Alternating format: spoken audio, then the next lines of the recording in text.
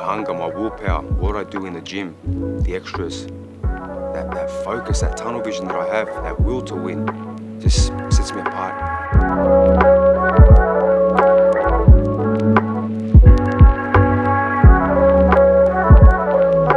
Hey George, lovely to meet you, mate. Absolute pleasure, man. How's it been since you've smashed that Lopez? How's life been? Life has been very busy, but the most important thing is I'm hungrier than ever. I've been in the gym more than ever and putting in the work. Really? So when you win everything in the sport, some fighters like to lose their way, but my motivation went through the roof and I'm excited for my big defence. Yeah, what was it like that day when you beat him? It was a great moment, so many years of hard work, dedication, long hard journey to get to the top, but that victory was amazing, getting all the belts, but my mindset went straight into, okay, they're coming hunting for me now. Yeah. Who's next? Yeah. And did you prepare here or did you prepare in America for that fight? My preparation was split between the two. Really? Originally I was preparing in the US. Obviously Lopez tested positive for COVID, had to come back home, continue my preparation here, and then I went back to the US and finished off prep for the big fight. Just incredible, eh? So it was a lot of hard work just to make it to the fight after postponement. Just the adversity, the will to get through every day. It really was a war of attrition, and that's why I took it day in, day out. I was going to keep turning up, and if the fight was going to push back another 2 years, I still was going to keep turning up, chasing that dream of becoming world champion. Same thing, repeat. Bloody beautiful. James, your last 12 months have been incredible. Championship after championship. How's it been? How did you think you would get through so many great victories?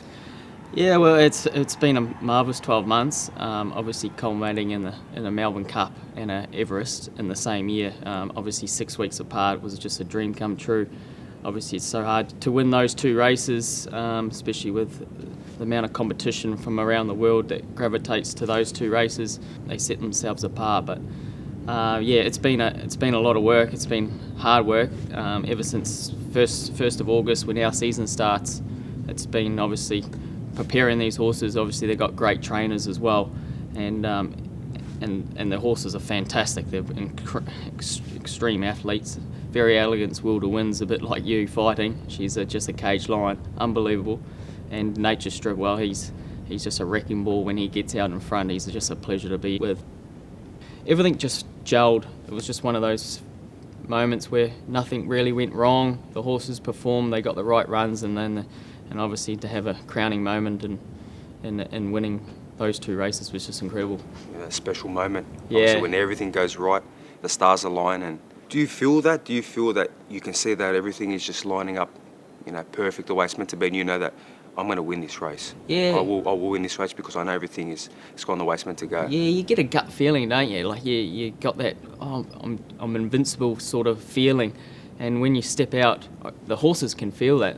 They can feel everything that's running through your body. And I felt like she was always going to win that Melbourne Cup. And it's the same with Nature Strip. They were there.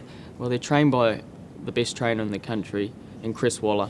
And so they're there to run extremely well. There's no stone left unturned. And when I hopped on them for the first time in the Melbourne Cup, in the Everest, it was just like they were on song. They just weren't going to get beat. But what's next? How do you continue to stay focused and continue striving for more and more? Yeah, we've got some lofty goals in place. Obviously, I'd love to get over to overseas. The two horses that won the two major races last year, obviously going to maybe compete over in Europe. So I'd love to obviously travel with them, see where they measure up against the world's best in their sort of country. I'm sure they'll do us proud, but that'd be ideally competing on at Royal Ascot would be one goal of mine. And then obviously we've got to defend our crown in the Everest. So looking forward to those sort of moments. So what do you think it is that sets you apart from these other jockeys, from you winning these championships after championships? Oh, I think it's a bit of luck as well as fast racehorses, teaming up with the right people, having a really good support team around you. Obviously, work effort and determination. Obviously, that fear of failure. You don't want to feel that. You just always striving, whether it's a midweek at Gosford or an Everest. It's the same result, and I think that's what keeps me going. I love competing, I love winning, and there's no better feeling, as you would know, than obviously going past a post or winning something. It's just the best feeling in the world. So yeah, I'd say hard work and determination obviously sets us apart. So what is it, George? What sets you apart from the rest of them? Why are you so good? Look, I think it's a whole mixture of everything. Everything I do, the 1%ers, even less than 1%, I always push that extra bit. You know, my hunger, my willpower, what I do in the gym, the extras, that focus, that tunnel vision that I have, that will to win, just sets me apart. I get asked this question many times, and it really is a whole mixture of everything. To be the best, to be at the top of your sport, the top of your chosen field, you need to do everything at 100%, everything correct, and that's what I feel I do. From the sacrifices, from the training, from the nutrition to the recovery, to the right team, the right people in their positions. I feel that everything is perfect, and we touched on it before, where everything runs smoothly.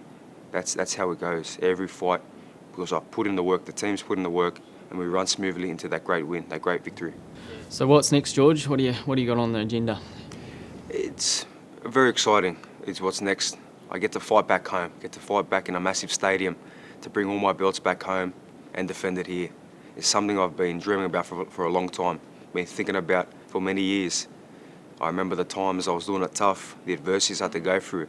So now, bringing my titles back home and not being in the venue of the opponent and their hometown, it's an amazing feeling. So early June, I will defend all my belts against a very big name, and I'll just continue doing what I do best, continue winning, and getting to show the Australian public, who the face of Australian boxing is, the king of Australian boxing, the emperor of Australian boxing, George Kambosos Jr. Beautiful. 100,000 people cheering your name. Yeah, I think it'll be a little bit less than that. I don't think the stadium holds that much, but we'll be very close, and I believe we will sell it out. They'll be all your fans anyway. Definitely, and I'm very excited to see how the opponent reacts to that, because they're not used to this. They've never been outside their comfort zone. I've had to do it time after time against the best of the best. So they're going to have to not only deal with this ferocious monster, but they're also going to have to deal with 60, 70,000 die-hard fans. And when you come to take what's ours as a nation, it ain't a good place. George, thank you very much for your time. It's been bloody good to sit down with you, and I wish you all the best for your upcoming fights and your journeys from here on in. I appreciate it, James, and obviously, pleasure to sit down with you, have a great chat. I wish you all the best, all the success in the world, and I know you'll continue to defend your championships and strive for even more. Beautiful. Pleasure. Cheers, mate.